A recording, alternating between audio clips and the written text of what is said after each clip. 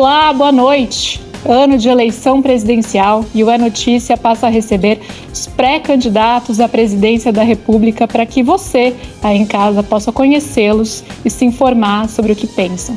Recebemos hoje aqui o governador do estado de Goiás, Ronaldo Caiado. Ele que é nascido em Anápolis, em Goiás, é médico, produtor rural, foi deputado federal por 5 mandatos, foi senador, está no seu 2º mandato como governador do estado de Goiás e já concorreu à presidência da República antes, em 1989.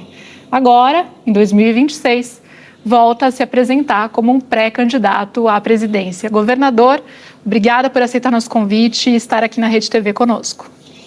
Eu que agradeço, Beatriz, a Rede TV, a oportunidade de nós podermos falar aí a milhões de brasileiros, que muitos deles não me conhecem, vão ter a oportunidade hoje de poder assistir aquilo que realmente nós caminhamos nesses anos na vida política e transformamos o nosso estado de Goiás no estado mais seguro e com a melhor educação do Brasil, que isso que nós queremos replicar nesse Brasil afora. Governador, nos últimos dias, houve um movimento na política que chamou muita atenção, que foi protagonizado pelo senhor. O senhor saiu do União Brasil, partido ao qual estava afiliado, e entrou no PSD do Gilberto Kassab. Temos hoje no PSD, portanto, 3 pré-candidatos à presidência da República. O senhor, governador do Rio Grande do Sul, Eduardo Leite, o governador do Paraná, Ratinho Júnior. E o senhor tem dito que o projeto que vai ser apresentado à presidência pelo PSD, seja pelo senhor, pelo Ratinho ou pelo Eduardo Leite, vai ser um projeto de oposição ao governo Lula. No que esse projeto difere do projeto do pré-candidato e senador Flávio Bolsonaro, que também se apresenta como um candidato de oposição ao governo Lula? Bem, primeiro, deixar claro que eu já venho de um processo político já embasado naquilo que foi a minha atuação no Congresso Nacional, no Senado Federal e na Câmara. Então, todas as pessoas sabem o meu estilo, sabem exatamente a minha coerência política.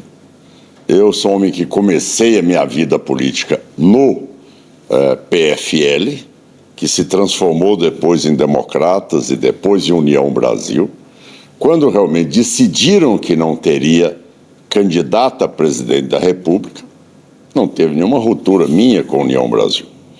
Olha, não pode ter candidato, eu vou procurar um partido que tenha candidato, que tenha candidatura à presidência da República. Então, eu não estou saindo do partido, certo? Que não seja pela oportunidade, já que o PSD, o presidente Kassab, deixou claro que o partido terá candidato a presidente da República. E aí, mostrando uma posição de total despreendimento, já que estou disputando uma vaga com o Eduardo Leite, com o Ratinho Júnior e eu.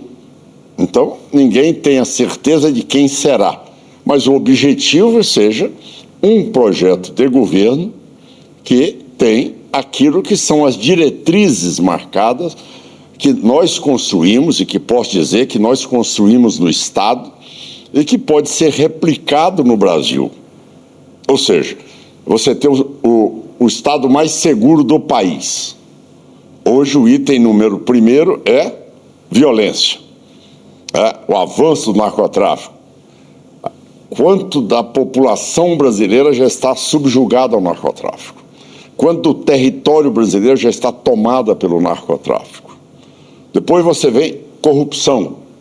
Você vê, é um estado que tem transparência plena, único estado no Brasil com nota 100, pela Associação de todos os Tribunais de Contas do Brasil. Qual é o diferencial para um ou para o outro? Realmente, eu não sei qual é o projeto, mas posso lhe garantir que nós teremos muitos pontos de semelhança, até porque a centro-direita ela vai poder mostrar para o cidadão lá, para a população, dizer o seguinte: olha, você já votou no PT e já elegeu o PT 20 anos no Brasil. Desde o primeiro dia do Lula, ele fala que ia acabar com a pobreza, que ele ia levar comida para o povo, que ele ia dar picanha e cerveja gelada para o pessoal. E o Brasil só está crescendo o narcotráfico e a corrupção. Então, o que o brasileiro deseja? Um plano de governo que realmente bloqueie a corrupção, que o dinheiro vá para a educação, vá para a segurança, vá para os programas sociais de emancipação, vá para a saúde, certo? E a partir daí você possa ter também capacidade de investimento em tecnologia, em inovação, em inteligência artificial, que nós mostramos que os estados estão fazendo. Então, a disputa nossa não será entre os pré-candidatos da centro-direita. Não. Não. Isso aqui tem um perfil que se assemelha. Agora, cada um tem o seu estilo. O estilo é próprio de cada um. Agora, o contraponto é aqui, que está há 20 anos no poder e o Brasil deixando a desejar. Então, isso mostra que nós precisamos de ter uma frente para caminhar no processo, no primeiro turno e no segundo turno. Esse compromisso já está feito, nós estaremos unidos, todos nós, tá certo? Isso já foi declarado de público, para aí sim implantarmos no Brasil um governo que aí resgate o país desse atraso que nós estamos vivendo esses anos todos. O senhor falou em centro-direita agora, governador. Sim. O senhor sempre se apresentou como um político de direita que defende de maneira muito enfática pautas da direita brasileira há muito tempo, aliás, antes de a gente ter esse boom aí na direita que a gente teve nos últimos anos no país. E tem muita gente agora tratando essa candidatura do PSD como centro. Então, eu queria entender como que o senhor faz essa leitura. O senhor agora fala em centro-direita e no que o senhor toparia abrir mão do seu discurso ou pautas para entrar mais nessa caixinha de centro e menos na de direita? Olha, veja bem, essa posição de centro-direita é uma posição de equilíbrio, uma posição de princípios. Então, a população deseja que você mostre qual é a sua posição ideológica, doutrinária, programática, agora que você tem autoridade moral para aquilo que você fala, você impõe que seja e que aconteça para a população. Então, este é o conceito principal.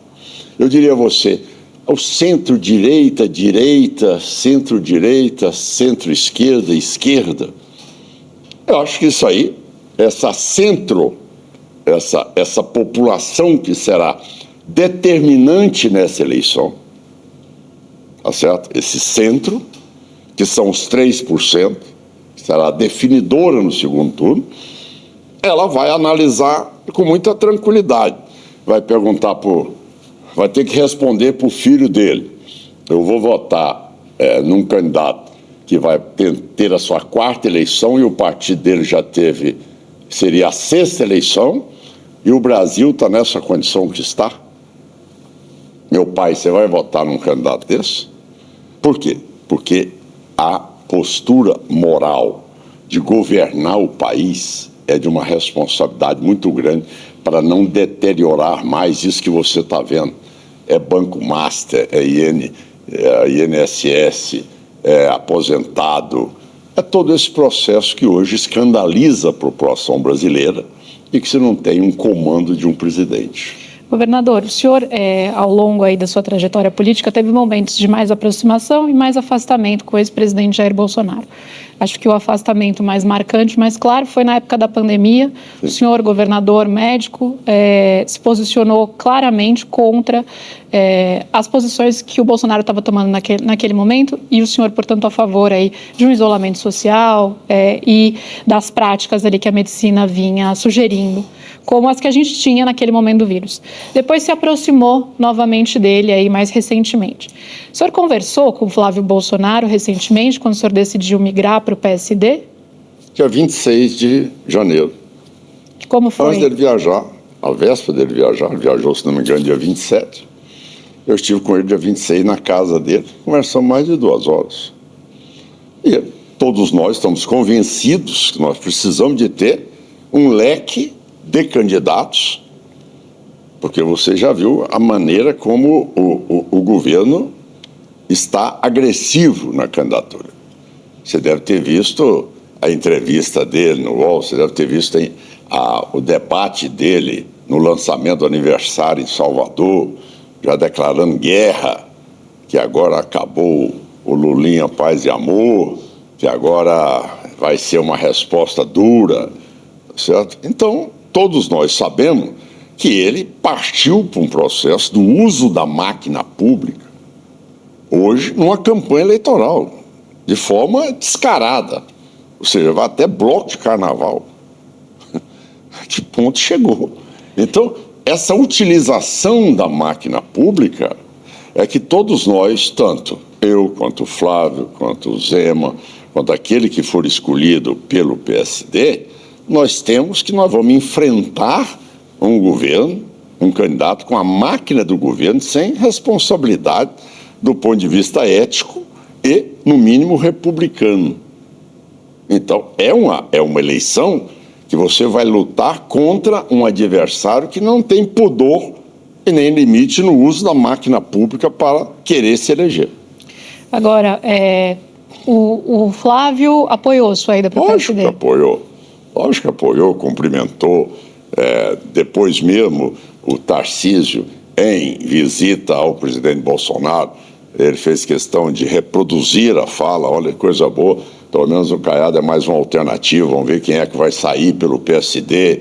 Então nós seremos candidatos, aí sim, com bandeiras que se assemelham, mas cada um no seu estilo, e quem chegar no segundo turno tem o apoio dos demais. Se o senhor não for o escolhido para ser o candidato à presidência pelo PSD, o senhor disputa o Senado?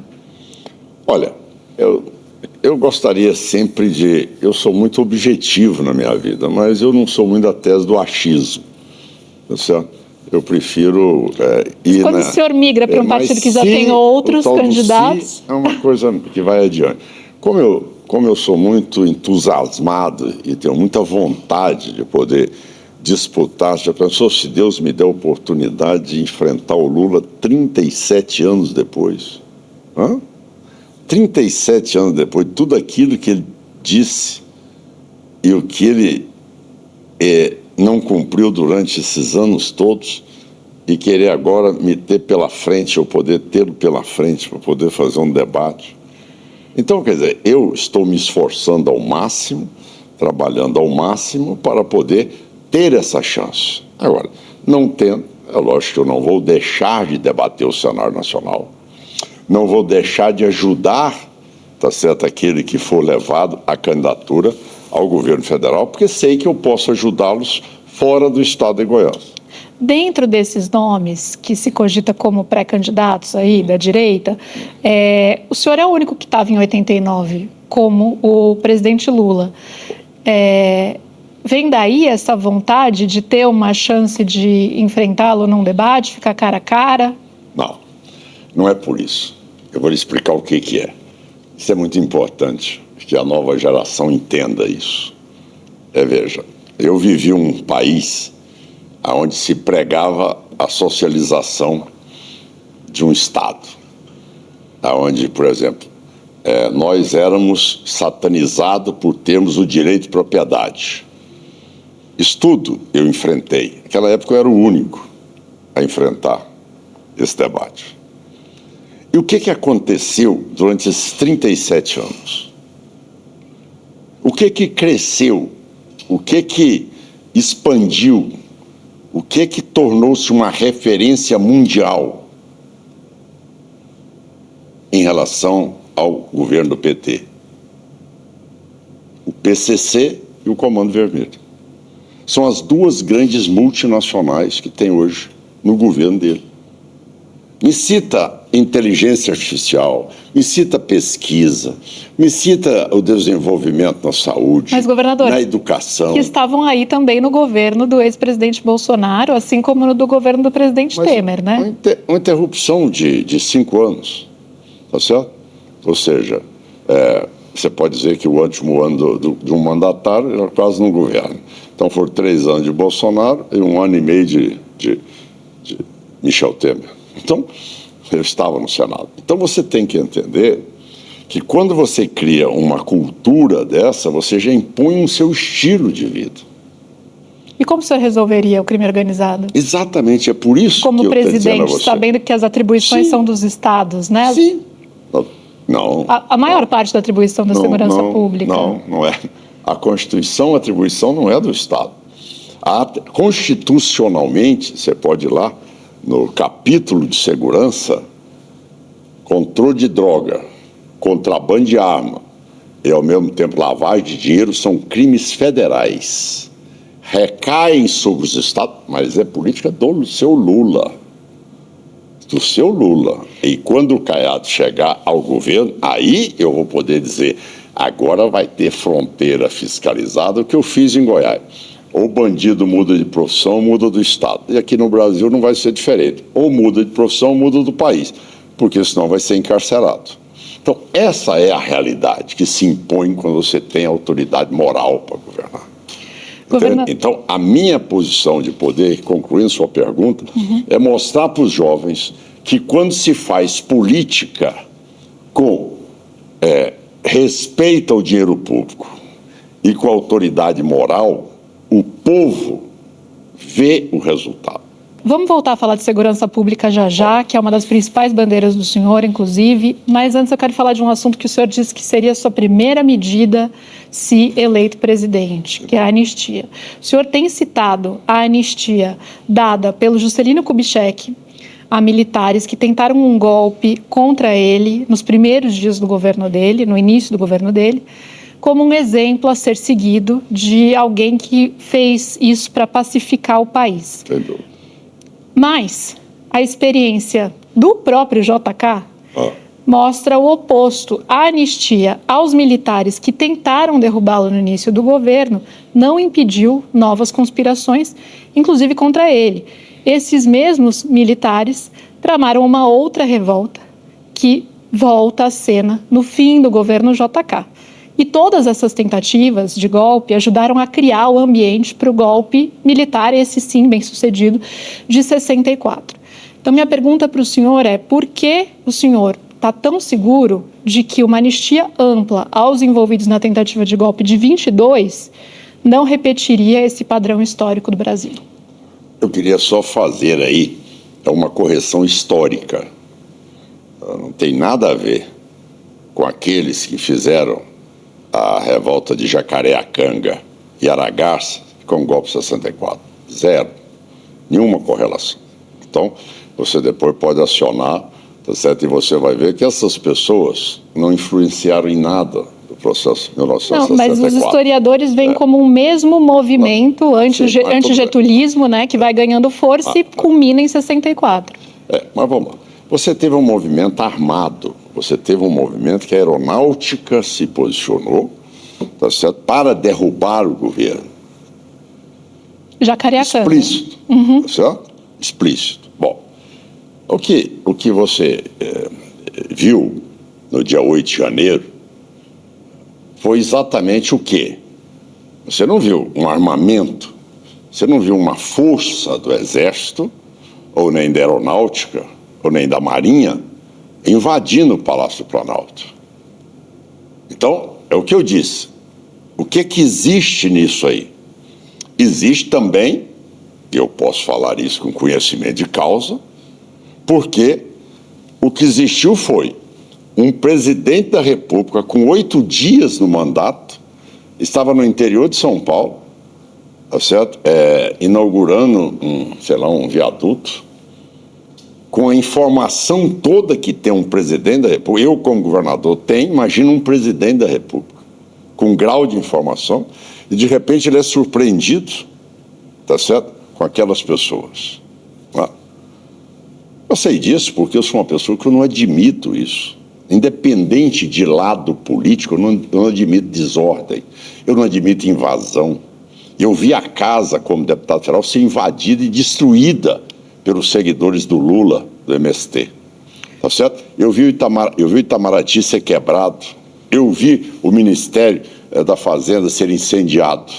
Então, o que acontece, Beatriz, é que aquilo ali é uma baderna onde existiu uma complacência. Por que que o Caiado, presidente da República, em 1 minuto ninguém faz nada dentro do meu governo? Porque tem autoridade, tem segurança.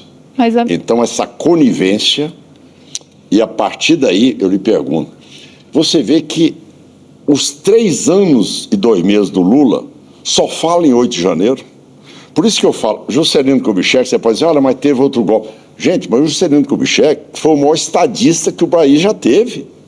Você imagina bem você tirar a capital de um Rio de Janeiro, com a maior força política, enfrentar um Carlos Lacerda e você levar para o meio do cerrado do centro-oeste brasileiro com a maior visão de um homem que hoje é o que alavanca o Brasil, é o que mais tem riqueza hoje para poder mostrar o nosso superávit em tudo. Gente, o que se precisa no Brasil são de homens que tenham a visão capaz de desenvolver o nosso país. Não é aqueles homens acomodados, fica só querendo que todo mundo seja dependente dele. O Lula tem horror ao trabalho. O PT tem horror ao trabalho. Eles não gostam do trabalho. O cidadão trabalhou para eles, não tem como. Eles querem que todo mundo seja dependente deles. Eles têm ojeriza ao trabalho. O governador... Então, só para concluir, o Juscelino Kubitschek fez isso. Imagina bem, eu, presidente, se eu vou deixar ficar discutindo no 8 de janeiro, não, acabou. A mesma hora eu vou assinar o primeiro ato meu depois do diploma, pronto. Aí, Bolsonaro, todo mundo vai embora para casa, todo mundo vai trabalhar, acabou. Caiado no governo não tem espaço para baderna, nem para bagunça. Quer ver quem é que vai entrar na esplanada para querer quebrar prédio, estando governador, tendo o presidente sendo Ronaldo Caiado. Então, isso é que é governar um país. Não é ficar 3 anos falando de 8 de janeiro. E a saúde, a educação, e os assaltos, roubo, narcotráfico, tudo isso é secundário? O governador, mas eu volto na pergunta que é qual garantia concreta o senhor oferece aos eleitores, que são na sua maioria contrários à anistia, de que uma anistia não vai estimular novas rupturas democráticas. O senhor está trazendo o exemplo JK, que foi alguém que 4 anos depois de dar uma anistia sofre nova tentativa de golpe, liderada por um mesmo major que ele tinha anistiado anos antes. Então, não houve uma pacificação no governo JK. Sim, ele continuou trabalhando, mas a pacificação política, ela não aconteceu. A política continua em efervescência. Então, para os eleitores que hoje se manifestam naquele momento, não. Você construiu Brasília. Não quer dizer que ele não entregou coisas. Então, politicamente, mas ele continuou sofrendo conspirações. Você precisava do Congresso para aprovar tudo isso. Agora, você há de convir que você analisa a história, Beatriz, em 1958, 60, tá certo? Você analisa a história lá. Aquela época existia um sentimento dentro das Forças Armadas de querer ter esse tipo de comportamento que não tem hoje. Onde é que está a Força Armada que tentou o golpe, Beatriz? Me diga. Então, governador... Mas não me diga, qual que foi? Foi a Marinha, o Exército ou a Aeronáutica? Quem que foi para a rua lá em Brasília? Não foi concretizado, segundo... Mas como que não? Mas se for... O comandante do Exército... no achismo... Não é achismo, né? O comandante do Exército e da Aeronáutica colocaram mas ele estava lá? Que eles não aderiram a um plano que teria sido apresentado pelo Bolsonaro. Mas isso mas esse não é o 8 de janeiro, Por quê? Porque o Exército hoje não pensa mais assim. Então, esse aqui, a maior certeza que você pode ter na sua vida e o maior antídoto que você pode ter é ter algum presidente que tenha autoridade moral. Tá certo? Então, a garantia é a autoridade moral do senhor. Essa é a garantia de que uma anistia... moral da presidência da República. De que uma anistia não estimula novos movimentos golpistas. Não. Acabou, vamos trabalhar. Agora, um fato de 8 de janeiro atrasou o Brasil 3 anos, não se conversa outra coisa. A gente vai precisar fazer um rápido intervalo. Eu insisto que esse assunto tem que ser colocado para o senhor, porque o senhor disse que é o primeiro ato que fará diploma, né? Se eleito diplomado presidente. O primeiro ato é esse. E porque o tema da democracia foi muito crucial para a definição das eleições de 22, né? Foi um tema presente. E o segundo item é o projeto de lei que classificará as facções como terroristas. Então, no mesmo ato, assino o diploma, dou anistia e encaminho para o Congresso um projeto de lei para transformar todas as facções em terroristas. A gente vai fazer um rápido intervalo. Fique aí, a notícia volta já já.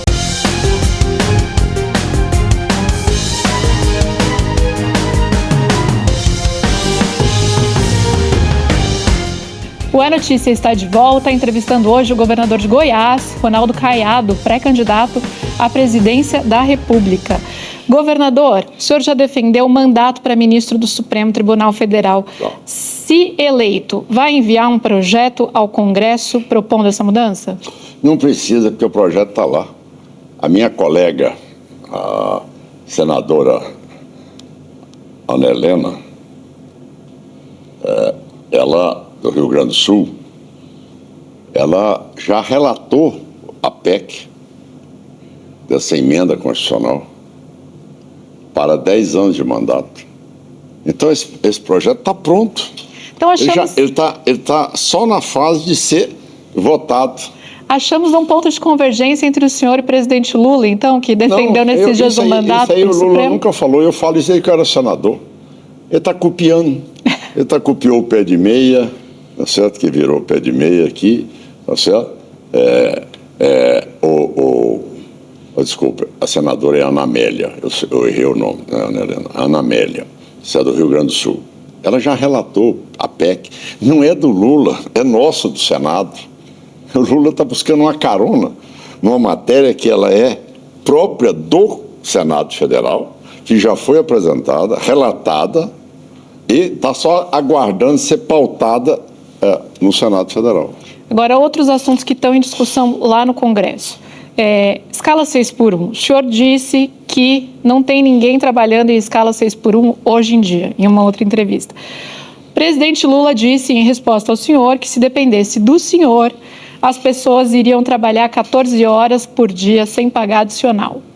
O senhor é favorável ou contrário ao fim da escala 6x1? Eu já acabei de dizer.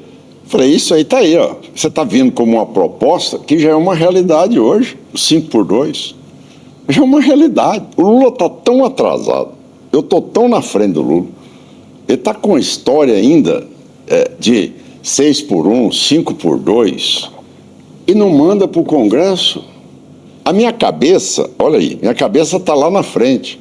Minha cabeça é tecnologia, inovação, hora de trabalho produzida, hein? Liberdade para a pessoa, profissionalização de mão de obra. Vê como é que minha cabeça está 100 anos na frente do Lula? Mas o Congresso vai discutir o fim da escala 6x1. Tudo bem, mas... Como o senhor se posiciona? Não tem voto contra. Não vai ter voto nenhum contra. O senhor também não seria um voto contra? 5x2 não vai ter voto nenhum contra. Zero. Mas veja bem, você está entendendo os passos que o Brasil está dando?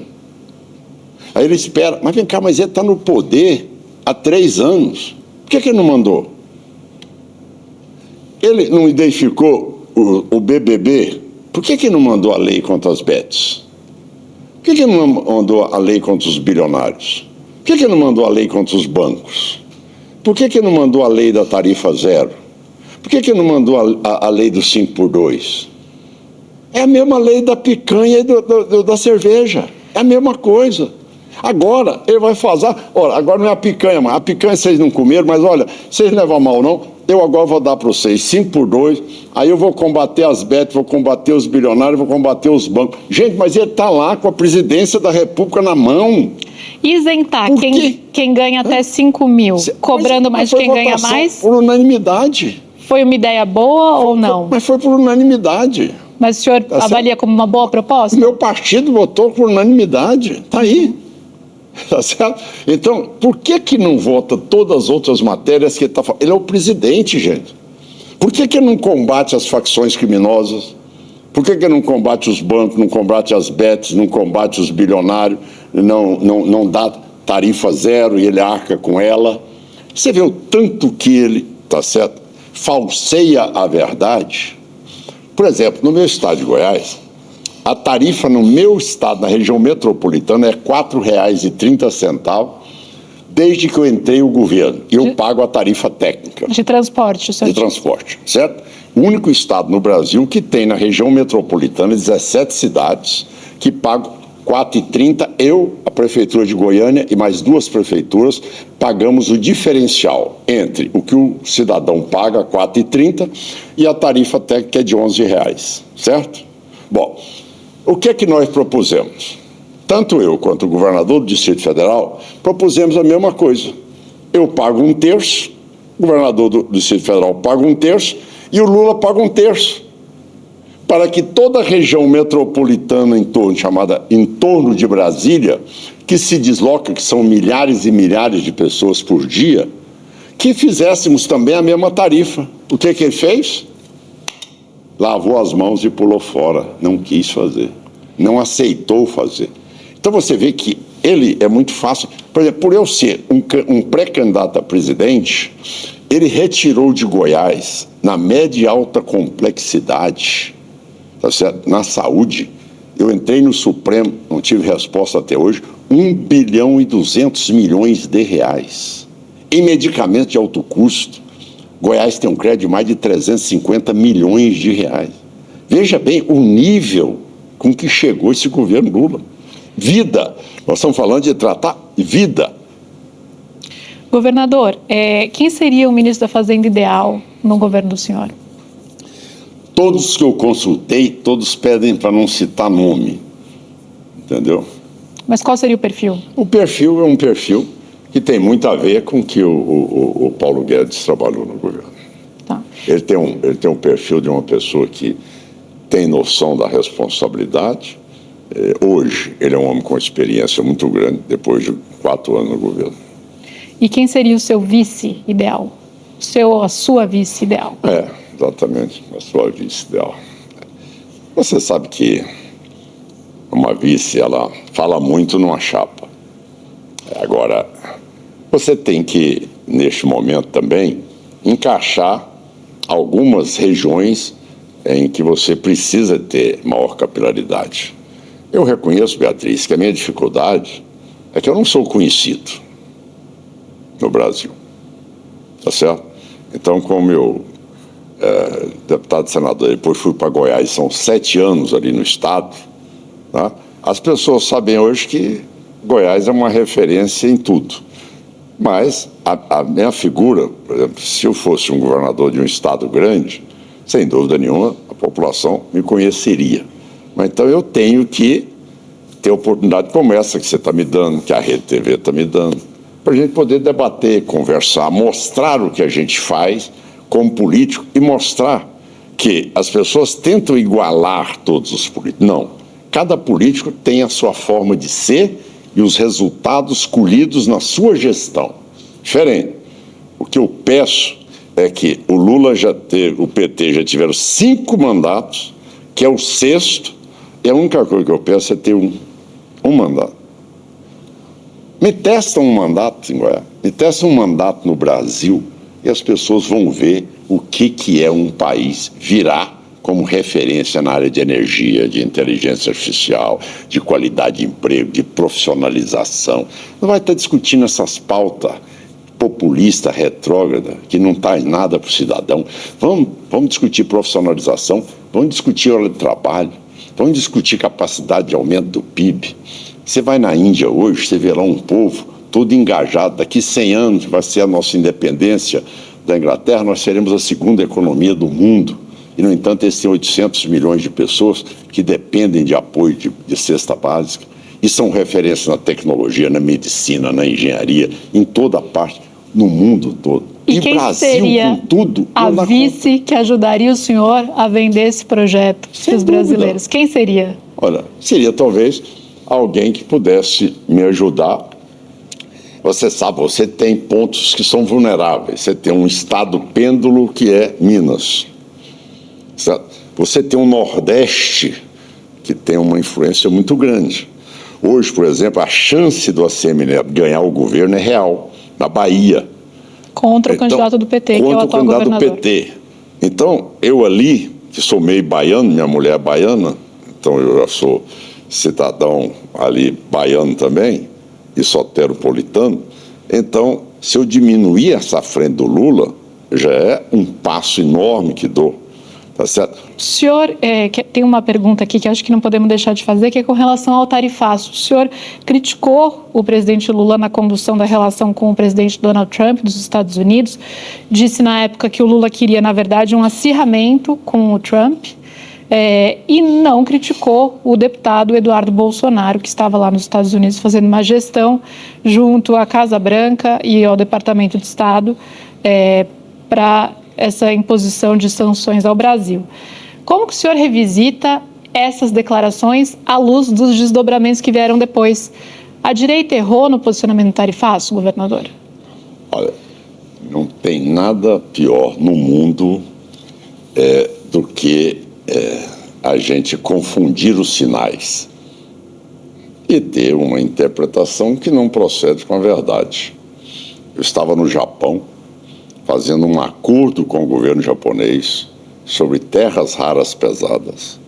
Cancelei minha viagem, vim para o meu estado de Goiás, declarei minha posição frontal contra o tarifaço, reuni todos os meus empresários que foram penalizados, abri uma linha de crédito, sendo que nem isso o governo federal abriu, me posicionei claramente na defesa do estado de Goiás e nas empresas que foram penalizadas por aquele fato, e disse: o que se falta no Brasil é um Itamaraty que não ideologize as discussões comerciais, mas que tenha uma função que sempre foi primordial para o país, tá certo? Quando você vê Barão de Rio Branco como uma referência do Itamaraty, você vê uma mediocridade ideológica hoje, tá certo? Indo para dentro da Venezuela, tá certo? E endossando o golpe de Estado do Maduro. É isso que você viu no governo brasileiro. Agora, de mim, hora alguma você viu atitude que não fosse da defesa do país e da linha de crédito para que as minhas empresas não sofressem as penalidades. Hora alguma, tá certo? Eu avancei em qualquer pronunciamento. Isso não existe nenhum pronunciamento, nenhuma fala minha que diga que existe concordância com qualquer penalidade que o Brasil venha amanhã sofrer. Pelo contrário, eu sou uma pessoa que estava buscando o que o Lula não buscou e que, para você ter uma ideia, eu estava semana passada nos Estados Unidos, tá certo? Onde hoje as pessoas sabem onde existe Goiás no mapa, porque eu sou o único no mundo ocidental que produz terras raras pesadas. E hoje tem dois interessados, Japão e os Estados Unidos. E eu estou fazendo acordo com todos os dois na transformação desse mineral aqui em nosso país, não simplesmente para exportar como commodity, como estava sendo trabalhado. Então, eu tenho autoridade moral para dizer que nós, hoje, estamos avançando na gestão do Estado, mas sem sermos subjugados a quem quer que seja. Agora, eu tenho uma diferença do Lula. Ele é subjugado, dependente e envolvido com Maduro. Eu não. Eu sou um homem independente. Tá certo? Eu sou independente com a China, com a Rússia, com o Trump e com qualquer país do mundo. Eu não tenho ali mesadinha da Venezuela na minha vida. O Trump gostou do Lula. Parabéns. Diferença alguma. Ótimo. Não é verdade? E isso aí que nós temos que produzir. É comércio, vamos vender onde se vende o preço melhor. O senhor vem exibindo dados de Goiás com relação à redução em diversos crimes e que eu chequei, de fato, há uma melhora em muitos números de Goiás. E eu queria trazer um dado sobre os números de feminicídio, estupro e estupro de vulnerável. A despeito de ter havido uma melhora, as taxas de feminicídio, tentativa de feminicídio e estupro de vulnerável no Estado ainda são maiores do que a média nacional. Então, queria saber como que o senhor olha para esse problema e, se eleito presidente, o que acha que poderia ser feito com relação a esse que é um assunto que vem preocupando brasileiras e brasileiros. Bom, realmente eu preciso buscar os dados da pesquisa que você tem colocado aqui.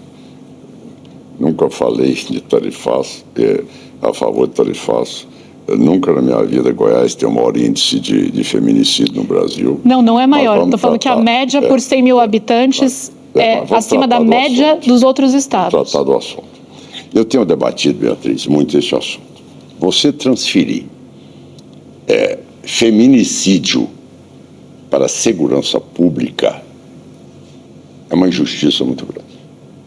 Sabe por quê, Beatriz? Porque hoje você tem defensoria pública, agente comunitário de saúde, assistente social, Ministério Público e Tribunal de Justiça.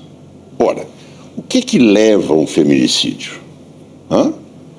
Onde é que está assistente social? Onde é que está o defensor público? Onde é que está o Ministério Público?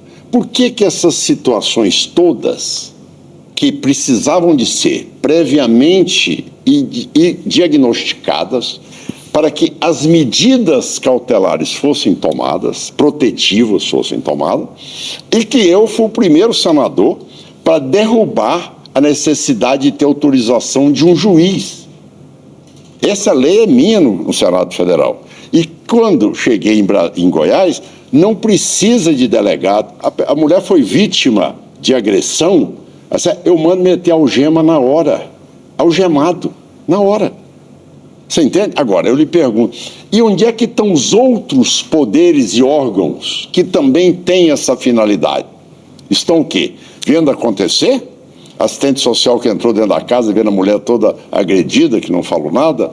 O outro lá que é defensor público, que recebe a denúncia e não vai dizer nada. Aí, de repente, não, esse índice é da segurança pública. Mas como? Vem cá, como é que o meu policial vai saber que o homem está se desentendendo com a esposa dele dentro da casa dele ou com a companheira dele? Você não tem sinais nenhum. Agora, eu tenho sinal de quem é bandido e vai assaltar um banco. Você não tem nenhum banco roubado em Goiás. Nenhum, desde que eu sou governador. Você não tem nenhum carro forte assaltado em Goiás. Você não tem nenhum sequestro em Goiás. Você não tem nenhuma fazenda invadida em Goiás. Você hoje tem índice de criminalidade que chega a 98%, tá certo? Sem acontecer no estado, com roubo de carro. Celular, você pode andar com seu celular onde você quiser no estado de Goiás. Você pode pegar esse celular seu e andar com ele para todo lugar. A hora que você quiser. Então, Beatriz, o que nós precisamos demonstrar é que querem lavar as mãos e jogar apenas no policial. O policial foi omisso de ver uma agressão à mulher e não algemou ele. Aí é omissão, aí é responsabilidade dele. Mas onde é que estão os outros poderes e órgãos que só ganham para isso? Onde é que eles estão? Não pode nem informar, não pode nem denunciar. Então, esse é um debate que deve ser feito. E aqui é o lugar certo de fazer. Esse é o debate. Eu queria estar aqui com a Defensoria Pública, o Ministério Público, o Tribunal de Justiça, todo mundo sentado aqui, para nós discutirmos esse assunto. Vocês estão fazendo o quê? Por que essa tese é da segurança pública? Hein?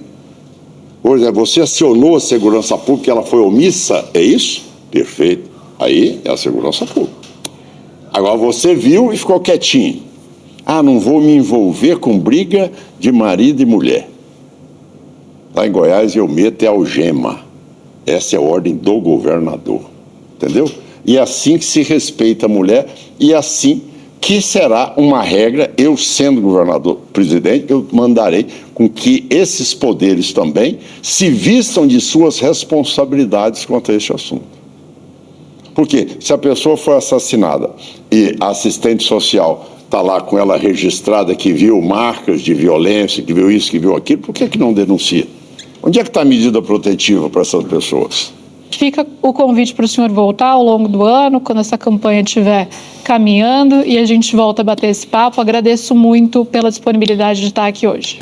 Muito obrigado, Beatriz. Muito agradecido a toda a diretoria da Rede TV. Muito obrigado por esse espaço.